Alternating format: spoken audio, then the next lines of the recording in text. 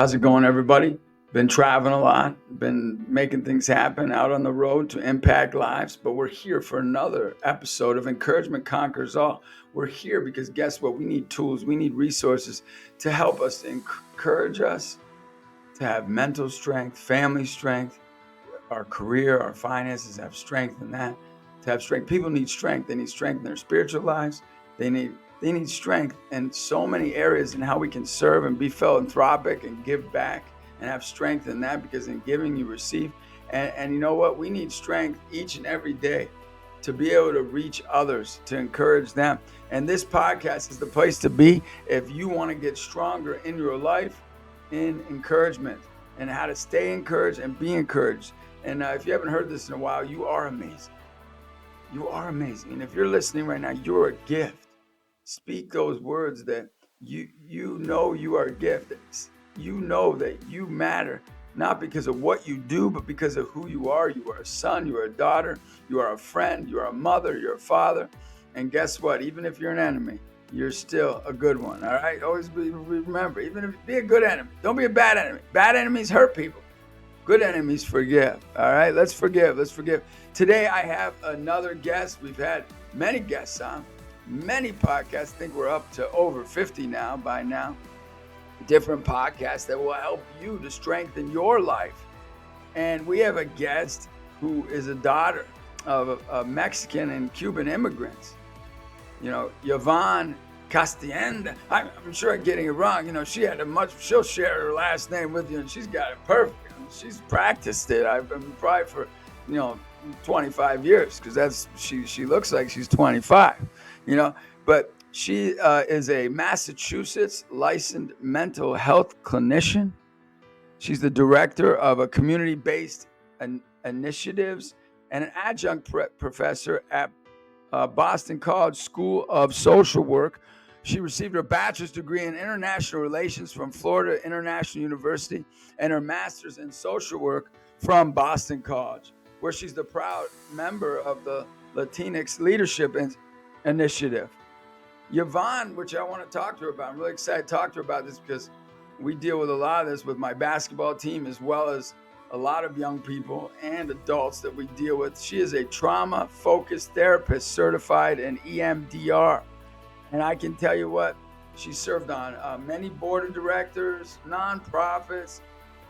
She wrote a memoir in 2002. Look it up, Pork Belly Tacos with a Side of Anxiety. Well, all right. Everybody loves it. It's like Italian. When you're Italian, they love pasta. When you're Mexican, Cuban, you go with the tacos here. But which details her struggles with mental health and eating disorder and addiction. Currently, Yvonne is a regular sought-out speaker, and she presents many different topics on mental health-related issues. Come on, Yvonne, bring her on. She's got a lot to talk about today. Yvonne, how's it going? It's going good. It's going good. You're doing all right today? I'm doing great. Thank you for asking. And you did the name just fine. I'm sure I messed it up a little bit there, but it's a complicated Italiano. name. When you're Italiano, you can get away with it. I love your people. I honestly think that I think the wrong group claimed me when I came to Earth. I really feel that I should have been Italian. Well, everybody wants to be Italian. You know that. There's only two nationalities in the world: Italians and those who want to be. No, but it's great to have you on. And just this topic right now. What you've studied and what you're involved with is really something that I want to dig into deeper, because the mental health crisis is like through the roof right now. What are your thoughts about the mental health crisis right now, and what's going on, and what are some things to start with to help us, get us on the right track here? Well, first, let me put my glasses on, Justin, because I can't see. Uh-oh. There. All right, we're ready. Okay. And love that you think I'm 25. This is evidence. So, I get asked that question a lot. Like, what's behind this crisis? Why do things seem to be getting worse, not better? And, sometimes I think that what may have happened, a contributor, is that we kind of opened a can of worms. Like we worked so hard, and whether the field, people in general, like we worked really hard to destigmatize mental health, to make it something that people feel good talking about. Like, you know what I mean? Like it's okay, talk about it. But I don't think we were counting on the fact that we just didn't have enough clinicians in the Yeah. field to kind of support all these youth who now want to talk about their mental health, never mind adults. Yeah, for sure. Now So there's I'm gonna so many. bust. I always bust things up a little bit. Hopefully you don't mind, because I believe encouragement is all about like seeing all different opinions and figuring things out, so we can have the courage to build others up in a messy, messy world. Okay, Totally. so look at the family crisis, and for in my perspective, the faith crisis in the country. Right? Hmm. If you my theory's always been if you have faith and you have a really strong family, though nobody's perfect, that we wouldn't need mental health. The mental health crisis wouldn't. I mean, maybe once in a while you'd need it, but not like now. Do you think that the family crisis has really affected this? Is that one of the great challenges, or is it way more than that? I just think there isn't one thing, you know. I think there's a lot of different things that are contributing to the mental health crisis. I have to tell you, Justin, I this past year I taught pastoral care and counseling within the Diocese of Memphis to 20 gentlemen who were deacons and permanent deacons in Yeah, formation. And I have to tell you, like it was kind of a revelation, to be honest with you, is that I think something that I've noticed in working with both adolescents and with the parents of adolescents is that there's difficulty in allowing youth maybe to go through something, okay, right? yeah, I I agree with know that. from working with the deacons that they were uncomfortable with the idea that if somebody came to them in crisis or with a challenge, just a challenge, a life Yeah. stressor, that they wouldn't know how to fix it. Like I literally heard that the first day. They're like, we just want to know how to fix and tools that we can do to make it better. And honestly, that was everything for me because I'm like, well, that's actually not our Oh, role. I was just gonna say that. You- I'm with you. Right? Have Yeah, you ever considered that maybe your role here as a permanent deacon, or even as a human, is just to kind of make a space for the spirit to work yeah, in that youth's life and work in yours too, right? Because whatever is happening between you and this person is just what needs to happen, but you have to make space for the spirit. So I think that parents, anybody who works with youth, I think, and I hear this a lot because I do trainings all the time, it's I don't know what to do when a youth has a problem, like they have a crisis, they're going through something.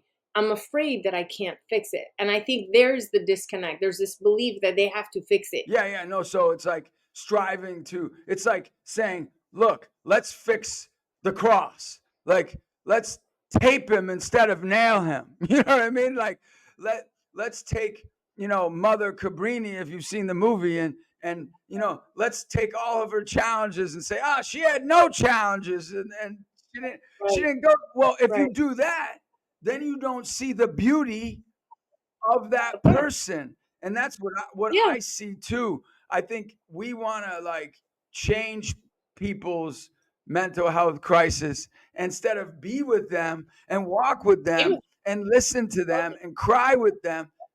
That's why it says Yeah, in the Bible, those who sow in tears will reap in joy, because it's so true that if you yeah, can cry through your struggle, not cry like poor me, but cry saying this hurts, this is hard, walk with me, this, or vice versa, let me cry with you, it makes it a lot yeah. easier. So what you're saying, I'm with. So I know we're not striving.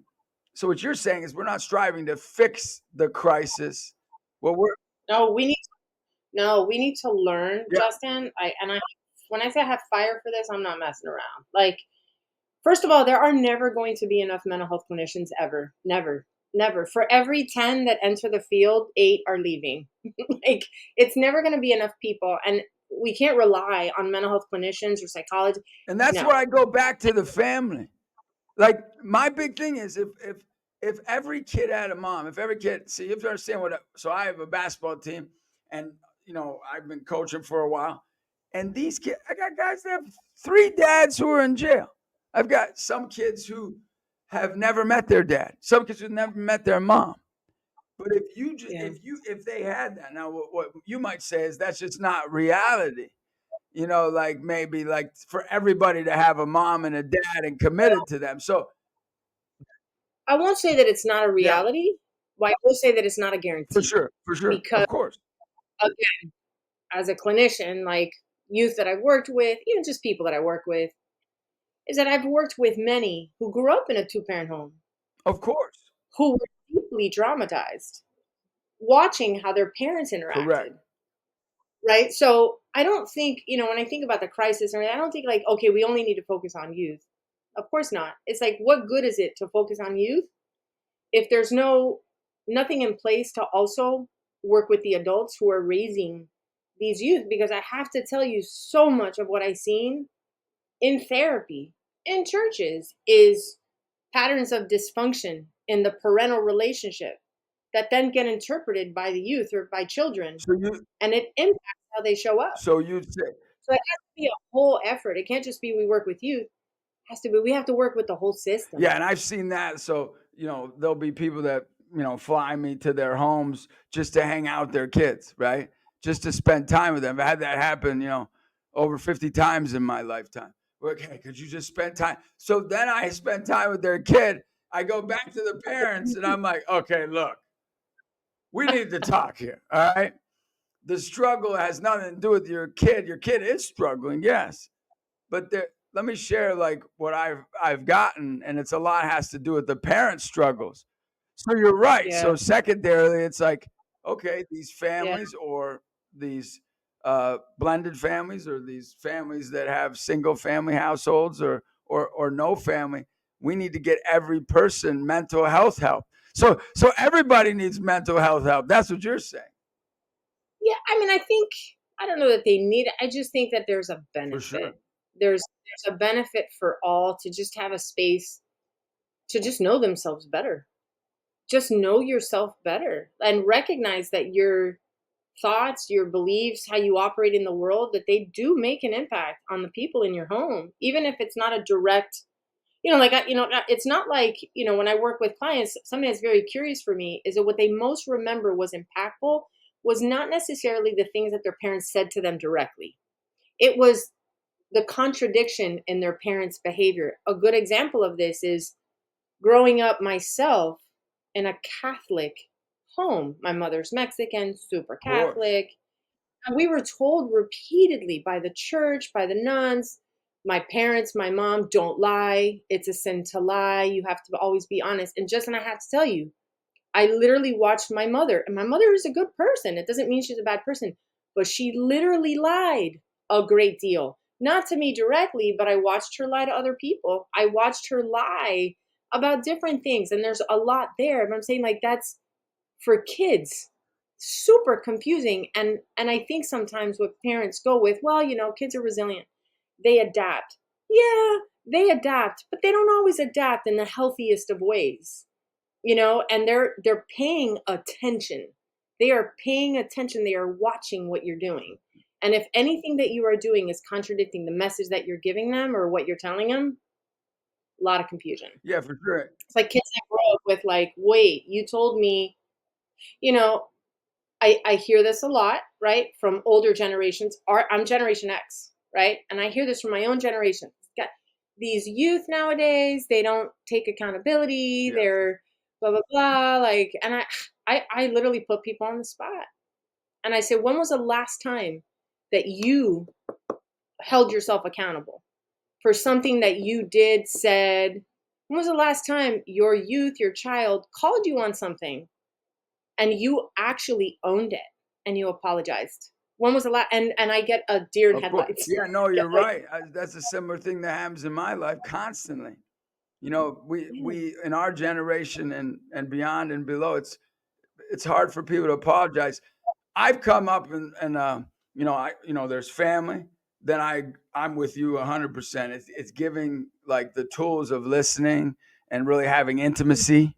I think intimacy meaning letting people into your hurts, letting people into your helps, letting people into that, and then you allowing others to share their hurts and their helps. And so I've seen that that's really worked. One thing that I've seen, I'm a guy, so don't I apologize for that. Like, Why are you no, I'm apologizing just for saying, being like, a so guy? and I think like what you're talking about, the deacons and the priests, and like some of these men leaders, they kind of need to put it in a box to kind of understand. Totally. Not all of them, but I know I need to do that for me. I get it. I understand that. So I I put do. two things in a box of my 25 years of speaking experience of, after an event, mine more is listening to these kids. We've had to report, oh my goodness, thousands of like suicidal kids, thousands of abused kids, thousands we've had to report in my history of doing this. Oh, And so anyway, so you get a lot of stuff when they're coming to speak with me one-on-one. And I've boiled it down to two things. I want to get your thoughts on this. Number one, we need to admit when someone really hurt us, whether in a tragic way, which I know I'll have you share about, or in a little way. Because when we can forgive that person who hurt us, that really is a amen. major, major, major thing. And the second major thing is when we hurt someone, and you brought it up already, that we own it and say, I did this and I was wrong and I'm sorry and I changed or I needed to change. Those are the two things that really, if I were to put it in a, in like a peanut shell, The world. I only give you two Yes. peanuts. Sometimes I give you three. Okay, this time I gave you two peanuts. I put it in a peanut shell. I'm giving you two peanuts right now. And those are my two peanuts because if I were to boil it down, those are the two things we really need. And you've done this in a more detailed way than myself. But what would be your thoughts on can you boil it down to something? I don't, Justin, like just what you said, like I see so much conflict within families that is devastating. I see individuals who will not contact their mother, their Oh yeah. father, the things that they experience in their childhood. And then the mother, the father passes away unexpectedly. And then they're left with all of that. And that is, it's devastating to So watch, what to you're be saying honest is with you you. But see tons of a lot of kids I see a lot of canceling their family parents. Okay, so is that a good or vice idea to cancel your parents? versa. Absolutely Okay, not. wait. I But mean, like I see this too all the time. People are canceling these people, and they're like, I get boundaries. Of course, you need boundaries. There's nothing wrong with that. What do you think about? So you're saying nobody, like, you should really work on not canceling your family. here's what I Okay, think. Okay. Boundaries are incredibly for sure. important and they are helpful, but boundaries are for you. A boundary lets you know what you value, what matters to you, what you care about. Think of it as like your emotional territory, right? And a boundary is a picket fence, right? And with a picket fence, people can still see you, people still have access to you, but you have a picket fence there, right? But you haven't shut yourself off to the world, but you've determined what's important to you. And I think that that's important because when you have to make a decision, it's a spirit-led decision. Whenever you're met with a challenge, you're relying on your values to help guide you through that. All of that is amazing. When you put up a wall, right? When suddenly you're upset because somebody is not respecting your boundaries, or you feel disrespected because someone's not honoring what is important to you, I think today the go-to is I'm just going to cut them out of my life. And what does that do when Because people are? Because I think this is a big sit. Justin, I could talk for hours on this because it just But perpetuates. this is coming. I'm not trying to diss your field or anything, but this has really come from a lot of the mental health um, authorities. Because from not I maybe not you personally, but I see this a Yeah. lot when people are meeting with mental health specialists or meeting with social work, where they're giving them a look. You need get rid of these people because this is going to make your No, life better. that is just not my Okay. framework. That is not how I work with people. And I tell them I'm very transparent about that day one. that I'm going to say and offer things that might be very uncomfortable, but that's the point. And so if you put up a wall because the way that someone behaves, the way that they show up in the world doesn't appease you, it doesn't make you feel good, and you don't like it and you don't agree with it, and it makes you feel or you think you're being disrespected, you know what you're saying with that? What you're saying is that they still have power over Wow. you. They have some kind of power Wow. over you Okay. that you Yeah. need to I separate like that. yourself. That means they're still owning your emotional territory. And so I don't know about you, but I was big into fitness for many years. I Yeah, was a I've trainer. I've worked out a couple Oh, times. Yeah. I can see. So I always use this metaphor. Think about it, right? If you want to build muscle, what happens? You have to go into Break the it down, gym. baby. Break it down. You got to lift heavy weight, right? And the reason you lift heavy weight is so that your muscle can feel that resistance. It's going to tear. When it repairs, when there's healing, it grows, right? That's just like basic, I didn't make that up. That's science. And so when I say to people, listen, if you don't meet resistance, your spirit, your soul, your personal development, stunted. You're not going to grow. You're only going to surround yourself with people that agree with you, that don't challenge you in any way, don't test you in any way, but then you just don't grow. Like you need to meet resistance. And that means maybe being with people that you don't agree with and accepting that other people are extremely different. Everybody is unique, but everybody has value. And there's purpose for those people on earth, and there's purpose for those people in your life. But but So you've the boundary. experienced in your life, you probably understand this, because there's two aspects to this. There's the experience when people have experienced resistance. So sometimes they'd say, "Oh, because I've experienced resistance, therefore that's why you're training people in a resistance training, right?" Then other people would say, "Oh, because you come from a culture." Like people say that to me. They'll say, "Oh, you're Italian, so you've experienced resistance. I'm German or I'm Irish, right? Or I'm so." People who say there isn't cultural resistance, therefore that's not how they want to live. And then other people will Mm, say, "Hey, I haven't been through as tough times as other people. So why would I go through this resistance?" What are your thoughts on that? oh, I think it's independent of like where you come from. I think that every day, every single day, there are opportunities to experience resistance. But I think that sadly, I think a lot of us have been conditioned to just chase happiness and always do things to get out of discomfort, right? When was the last time somebody told you, listen, I'm going to teach you how to be uncomfortable? You look up on Amazon or anything, books on how to be happy, and you'll find millions.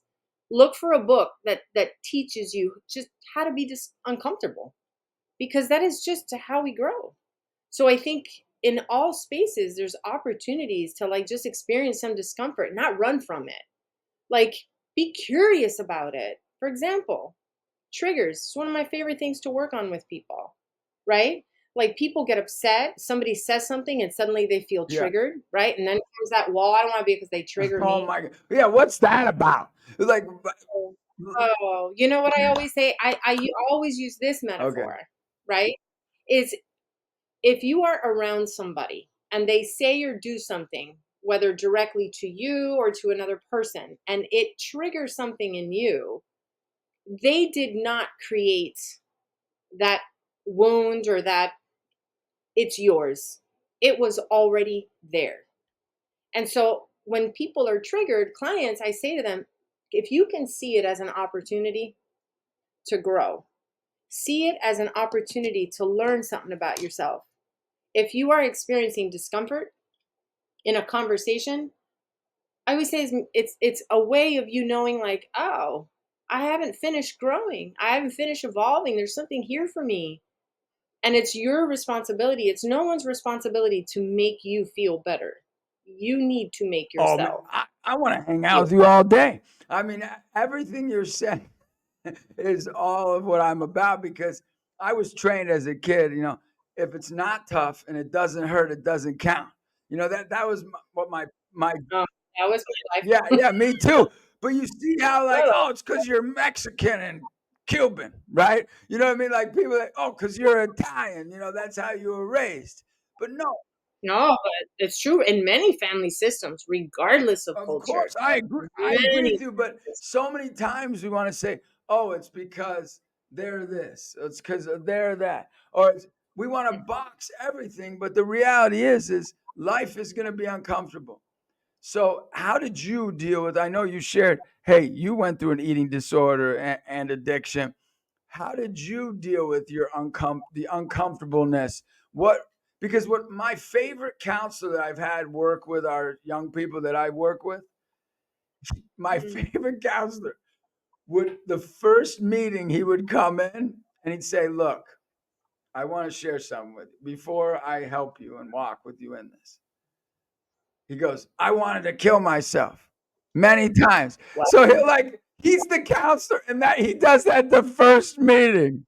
good, And I love good. this guy. And he was the Yeah, most effective with our young people, not just because he met them where they were at, but because he said, these are the tools that I received in my own journey. And sometimes we make it so professional that we can lose that. So that's why I'm asking you these questions, if you don't mind. Like, what are the tools you received through your life? yeah. I'm gonna share with you, and that something tells me that this is gonna resonate on some level. I don't know why I know that, but I grew up in a household. I Let me preface this by saying that my parents are everything to me. Like, I deeply love my family and I never stopped loving them. I love them. My father passed away and I still love him. But I have to tell you, like, for many different reasons, my parents. How's it going? It's Justin Fatica, and I can tell you I'm so thankful for your encouraging messages and engagement and joining us for our videos that we hope are bringing you encouragement when you need it most. Now, before you go, I want to tell you about some exciting news. Since I was 19 years old, it's my dream to build facilities for kids. Well, that dream is happening. It's a place where young people and their families can relax, socialize, work out, be encouraged, that they can make a difference in somebody's life every day or have their lives be impacted. That's where we need you. We need you to ask yourself if you'd like to help us to break ground. You can be a part of this mission within less than 1 year. But if we don't have help, we can't do this. Now, I know right now there are a lot of people struggling, but we're just looking for pocket change, a rainy day fund, or to connect us with partners who can help make this dream a reality. We want every single kid and every single family to know they're amazing. And it starts with you. Please like, share, and subscribe to our content so we can keep you updated, so you can keep us going. And together, remember, we are making a lasting impact. Thank you for your generosity. Thank you for your support. And stay encouraged. And never forget, you were made for an amazing day. And it starts with what lives within you. You're amazing. Were not emotive. My parents suppressed every emotion. My parents never, ever displayed any kind of sadness or vulnerability or weakness. And the way that this landed on me, what I learned, not what was taught, what I learned was these emotions and being vulnerable and weak, this isn't good. I have to shut that down, and I have to be very strong, because I heard that repeatedly in my childhood. You have to be strong. You have to keep going. Don't look back. It already happened, in like all of that, right? The reality is that I had a lot going on. I had lots of pressure. I was first gen, felt the pressure of honoring my parents' sacrifices, felt a lot of different pressures from lots of different sources. Now, I didn't have tools. And so what I used to manage that discomfort, that anxiety, that I wasn't going to figure out what my life looked like, that I felt like I was doing something wrong, I used an eating disorder. I used alcohol. I used cigarettes. And then later in my life, I used exercise. So what I did was I coped. I didn't know how to be uncomfortable. It terrified me because I thought it meant that I was weak and that I wasn't what my parents wanted me to be. I have to tell you, that was quite the battle. And it wasn't until I was in my mid 30s that I really just owned my humanity. Like, I'm a human being. Now, this didn't mean that I suddenly looked back and blamed my Yeah. parents. What this took, the greatest tool that God gave me was insight and perspective. Like, gave me like the space to reflect on my parents' upbringing, to be very curious about why they were showing up the way that they showed up. And I had a profound realization that one of my parents' sacrifices, the greatest sacrifice they ever made, was to suppress their fears so that I would have some kind of stability. That's And I beautiful. appreciated that. I Yeah. understood that, and there was a lot of grace, of course. It wasn't like it's your fault that I'm here. It was just a space for me to understand how I got here, and also recognizing that throughout all of those years of struggling, I reached out to God, but I didn't have faith. I had faith, but it wasn't the faith that I really needed, which was, I trust you. I know that this is hard, but maybe there's something on the other side of this. I didn't always trust it, you know? So I guess if you ask me, like, what is a tool that I lean on a great deal now, 1000% faith, God, when I go through a hard time, because it doesn't mean I don't go through hard times anymore. Of course I do. I'm Of course. human. I still sometimes find myself a little bit worried about stuff, or I get stressed or whatever. Whether it's a day, a week, or 3 months of that, I'm trusting. I'm trusting. I recognize, you know what? If God brought me to it, God's going to bring me through it. I don't know why He wants me here. I don't know why this is happening, and it's not for me to figure out right now. But I'm just going to trust it. I'm going to trust God. And I know that there's something on the other side of this. Well, So that's well, that's beautiful, and I think you're right. I do resonate with that. Mine came early on, where I jumped on my faith route at 17 years old. But my struggle was like, I thought when I started doing well, I start receiving honors and you know that all praise. yeah praises. That all of a sudden my parents would be like, "Wow, look at this kid." Even though I was Yeah. in my mid 20s, going, "Look at this kid," but I wasn't receiving that. I was receiving the opposite. Like, "What are you doing?" And like, Oh, yeah, doubt? Like, what are you yeah, like, doing, "What are you Justin? doing with your life? Really? Do you have to do all this faith stuff?" Do you have to do all of this stuff? Like, do you have to do it with God? Like, can't you do it without that? Isn't that okay? And so for me, that was a great struggle because I was doing well in school. I was doing well in life. I was doing well in speaking. I was doing well in media and in writing books at a young age. Yeah, and Oh, so I struggle with that. So how I got healed of it, I went to something you've been, I'm sure, to adoration. People who are listening might not know what it is, but we go and we believe that Jesus is fully present in the bread, that it's Jesus.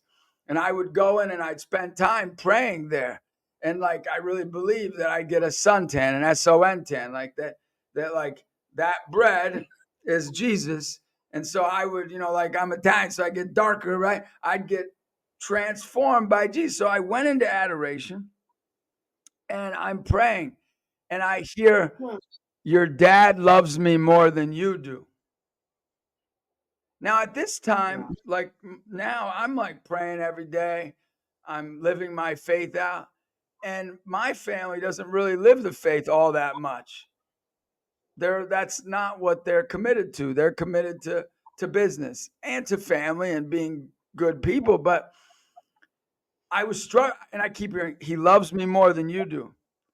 To help you understand, I get to be 31 years old, go through a lot of experiences where a lot of downs and ups with my dad in particular. And all of a sudden, my dad starts sharing with me how Oh, he was treated by the church. oh, oh, huh. That's an eye And when opener. he started sharing me, which I won't get into details, of all the things he saw from his friends, from the priest, from all of the things he went through, I just started crying. He goes, "What are you crying for?" I go, "Dad, that must have really hurt you. I'm so sorry." And I said, "I'm so sorry I judged you. I'm so sorry I let you down." And I go, "You won't understand this, Dad, but I'm going to tell you something. When I was 25 years old, that was 6 years ago, I went to adoration and I prayed. And God said he loves me more than you do. And God was talking about you. And guess what I found out today? God was right, because you do love him more than I do. And Wow. God is so much closer to you. He goes, oh, whatever, that's not true. And So uncomfortable with yeah, emotion. yeah. And so in that moment, I just want to share what you're sharing with people who are listening right now is when you listen, you learn. And when you listen, you understand. And when you listen, not that you're making excuses for people's faults, but you're understanding why they might have hurt you. And it doesn't make it right. It doesn't justify it. It Yeah. explains it. It's And I think that's what you're talking about. And I think yeah, our country needs to know that. So what our mission is to make a world where no one suffers alone. That's like our dream. Like, so we build gyms. Why do we build gyms?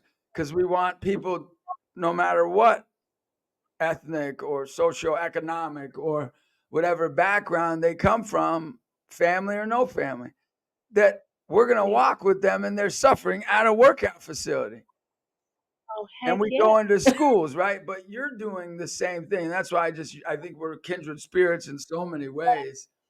And I push on this because I push on the mental health environment. And I do. And I'm going to tell you why I do. Because I think it is letting down our young people and our adults so much in so many, just like Faith does, just like I do at times. So it's a no judgment zone. But we need to call out the reality. Like, so I've had many young people I'd have had to take to and I have this question for you. I'm interested to get your thoughts. Where I had to take them to these mental health facilities, right? Mm. And so you go in there, right? And I'm just gonna be honest with you, like I'd want to kill myself if I had to stay there for 3 or 4 days. You get what I'm saying? So if a kid says I want to kill himself, and you drop him off at the hospital, and now they got to stay 2 or 3 nights at this place, I'd want to kill myself if I had to stay there, because it's so like it's just the opposite of what a kid who's struggling with mental health problems. They should be going Mhm. to an environment of hope, an environment of care. So how do we deal with that? And that's an extreme, of course, when somebody's going through that. But this is what's happening every day. Like somebody's calling up 911. Somebody wants to kill themselves. They take them to the Yeah. hospital, and then they're taken to a place where everybody wants to kill themselves. And now these kids are like, I'm horrible. I'm a loser. I mean, there's so many things you got to unpack after an experience.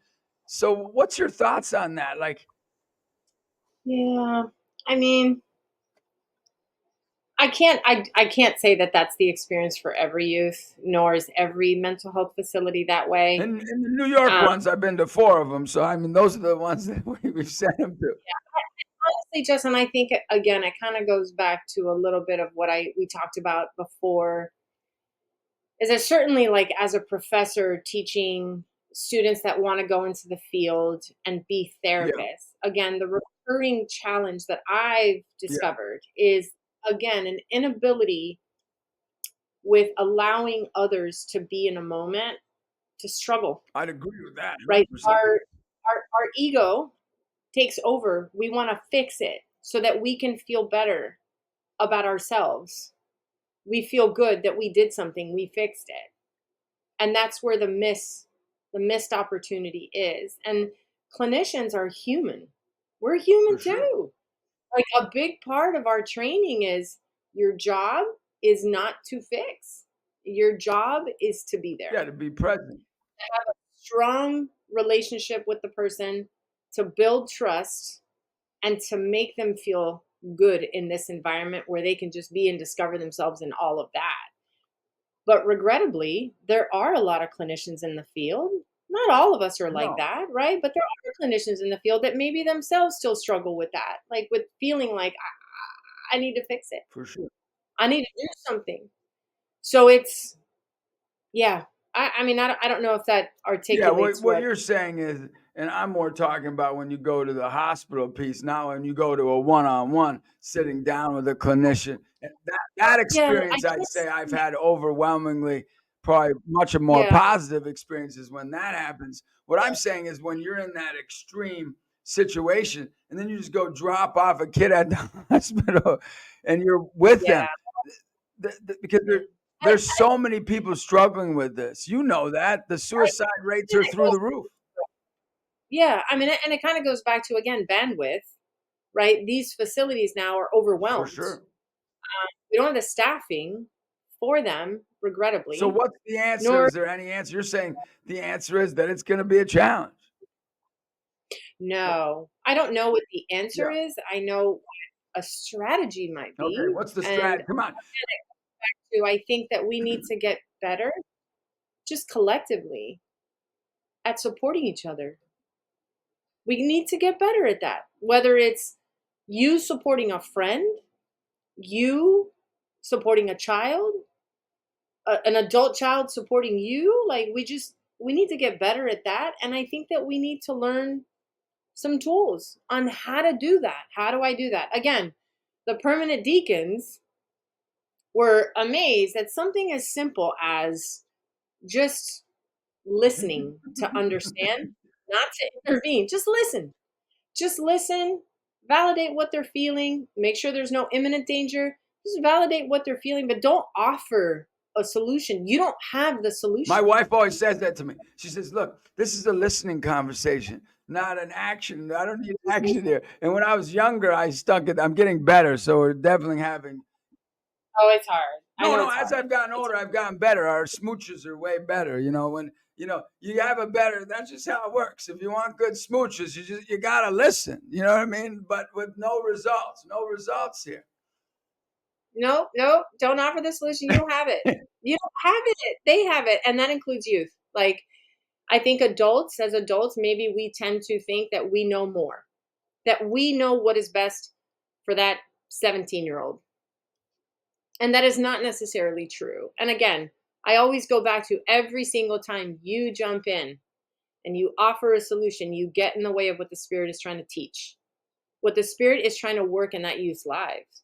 Just let the Spirit work in that person's life. Don't jump in. You're getting in the way. So I think if we all learned better just how to listen, how to be okay with other people being uncomfortable. Oh, Like, I, let them I be agree with uncomfortable. that. Now there is a balance on this. I've always, this is the story. To get to encouragement, I believe, like you believe, that's a great challenge. Like people always say, encouragement, you're trying to, it's fluff. No, it takes courage to, like what you're saying, be encouraging by listening and being present and not saying anything. Now, on the other end, I do see a challenge where there's like so many people like to each his own, jump off the cliff. You know what I mean? And so there's a lot of times, like, how many times I have kids say, I never heard anybody in my life say that it was wrong for my dad leaving me. You know how many times kids have told me that? They've never heard that that was wrong. Right. That maybe it was just They thought, oh, that's just normal. life. They're like, Coach, that's just life. That's just life. Yeah. So there is this sense of like, yeah, it's just life. It's going to be tough.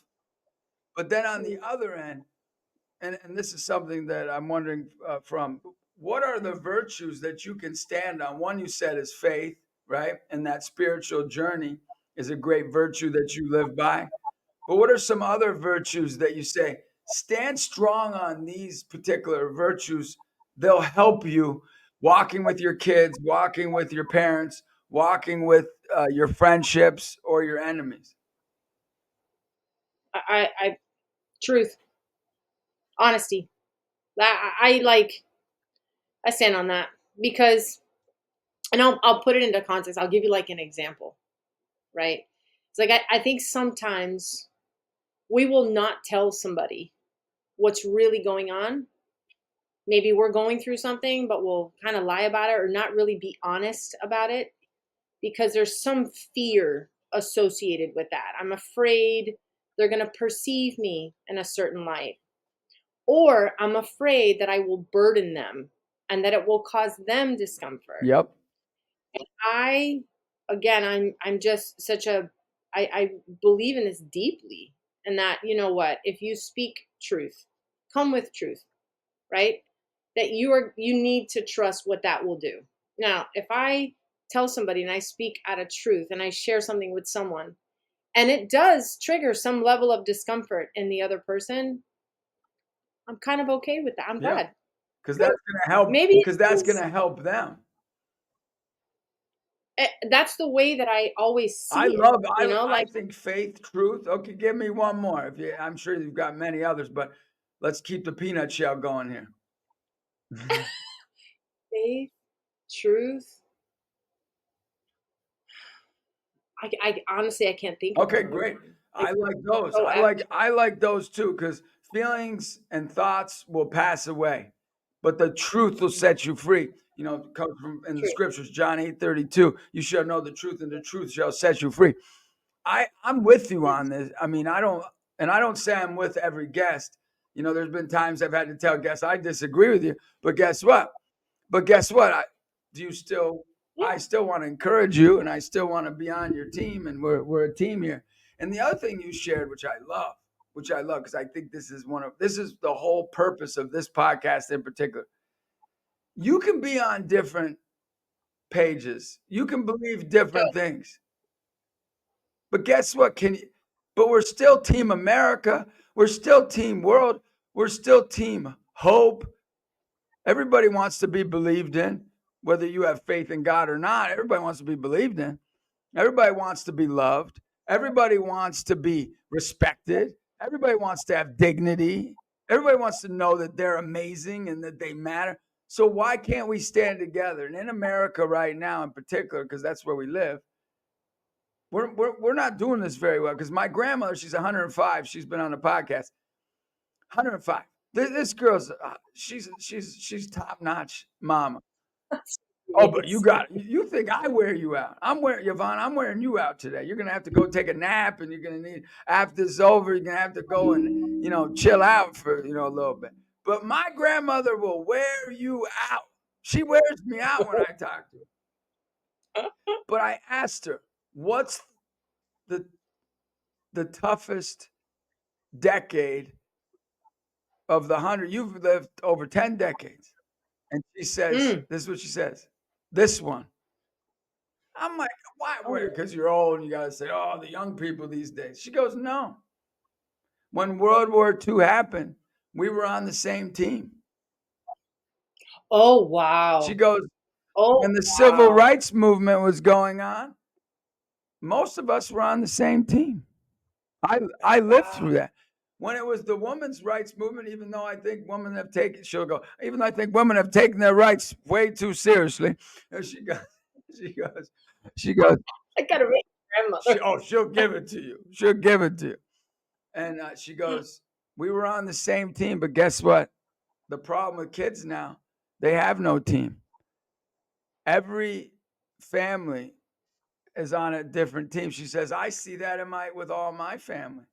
So if my family's like that, everybody believes different things now. And we cancel. That's it. They're canceled because they have different political views. So they're canceled. I'm not gonna hang out with them because they don't because they're oh, Justin, like It's crazy, right?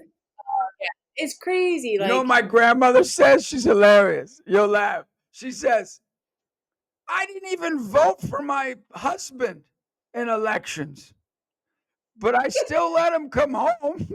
Right? That's what so she didn't even vote for him. Like he would go, my grandfather would go to elections and say, oh, you with me? She says, no, I'm not with you. Of course not. I, I gotta meet your I grandma. swear, you love this lady. She's top notch. My Mexican grandmother died a year and a half ago. She was Wow. 101. And you know what? When I asked her what was the secret to her, because she had 20 children. She lived in 20. She lived, when I say that they were living in poverty, it's it's a poverty you can't even wrap your head around, right? Like really You got poor. 20 kids. Come on. Right? So when I asked her what the secret was, you know what she said? I mean, I sat with this for a while. She said, I just never had time to think. And that really like struck a chord with me. I'm like, maybe there's something there about like our thoughts just kind of confuse us. Like, don't think, just go. Just go. Maybe we think too Oh, much, I you know? I agree So with that. yeah. But in terms of like what your grandmother said is so accurate. I mean, I see it. I've seen it a lot. It's again, it goes back to if you don't agree with me and if your views are different, it means something about you. It's almost as if whatever a person's beliefs are is attached to their whole person. It means that you are a bad person if you have this belief or that if you have this political view. And that is grossly unfair. And it's not accurate. You can't just judge a person, the whole person, because they happen to, So again, it goes back to learning to have conversations with people and be curious. Be really curious. My father, Cuban. As you can imagine, my The best. father, staunch Republican till the death, right? And I grew up in that environment in Miami. Oh, When I was studying international relations, I had my own views. I had my own perspective. I had my own approach to things. And it didn't always align with what my father believed. But my father and I would have but if you knew awesome, what he grew up in and you understood that, you know why he's the way he is. of course I did. But what I really took away from it, Justin, is that what my father taught me was how to be respectful, like how to be in a space with someone that you don't agree with and still have good discourse and not get disrespectful with each other. It's like just to be curious and listen. And it's okay to say, you know what? I don't know that I agree with you. You're not going to change somebody's mind. Like, I think that's a big problem is that we go into these conversations about different things, different issues, and we think that our view is the truth and that the other person needs to change their view. Yeah, I That's was not on a the business case. speaking platform, and so our second principle in these business conversations was don't judge, be curious. That was the second principle. And I Curious. agree with that 100%. I think the only way you can encourage somebody is to not judge them, to be curious. It's interesting though. I put a judgment on social media. I put a like, don't judge, be curious, like video out, and like people got mad. I mean, like, well, you can judge, and this is how you can. Oh yeah, they were getting fired up. It was Wow. hilarious. But the point is that as we close up here today, Yvonne, and I'll give you a chance to share anything that's on your heart or how people can get a hold of you. And I just want to say I totally, really respect what you're standing for, and it gives me hope, in a lot of ways. If you're in mental health or mental health, social workers or counselors or leaders or in that world, really be there to support them because that's really what they're striving to do wherever, whatever, line there. Because nobody gets in that striving like, oh, I want to hurt somebody. You know what I mean? Like, yeah, they just go through all that stuff. I'm just gonna be trained to hurt people. It works. Yeah, exactly. Like, so be there, be an encouragement, walk with them, care with them. And I just feel cared about. But in closing, somebody's there, they might need help, or maybe might need to get somebody help. What would you tell them? I would I would tell them again, listen to understand, not to intervene. There's something very powerful about being fully present in a moment with a person. And that means bringing your own emotional experience. If you are an outreach worker, you work with youth, you are a coach, you are a teacher, or even a parent, and your child, your youth, your adolescent is going through something that triggers something in you, and you have emotions, for the love of God, don't suppress them. Let them be in the space. Share the moment, share the moment. Show your humanity, show your vulnerability. I think that there's a lot of power in that, a lot of healing in that. So you heard it for Yvonne. What she's saying, be present, listen. And if you need help, go get help. Nothing wrong with getting help. I've needed help. The thing I did in my marriage was the first 2 years we went and saw a counselor. And people asked me, "What, are you having problems already?" I said, "No, Oh, I'm going now, so I don't gotta go when we're old." You know what I mean? Like, I got energy. I'm young, I got energy now. When I'm older, I'm not gonna have the energy to have all these conversations. So it's not gonna hurt to go talk with somebody, get that extra help, great idea. and walk with Yeah, somebody and be encouraged. But hopefully you enjoyed today, and there's I did. many other episodes that anybody can check out. Yvonne, thanks for coming on. Thank you. Thank you so much. This is a great conversation. I appreciate you, and I appreciate the work that you're Hey, doing. And I think you have a very, very valuable purpose in the world, and I'm glad that you're here. oh, I appreciate that. I'm glad that I got one. I got Yvonne. I got one person that is there. No, I'm joking. No, there's so many people out there that need encouragement. And hopefully all of you out there, check out another episode. Reach out. Send out some comments, and if you have any questions, reach out to us, and we'll do the best to help. We just had a kid yesterday reach out and say, "Hey, I'm going through a tough time. I really need help," and we're doing our best to get them help. That's what life's about, to be a team. We're on a team, and this is Team Amazing right here. We're trying to be Team Amazing. We want the whole world to know they're amazing. So join on and keep it going one day at a time. And Yvonne and I are going to do our very best to keep going. Right, Yvonne? You bet. All right. Thanks so much.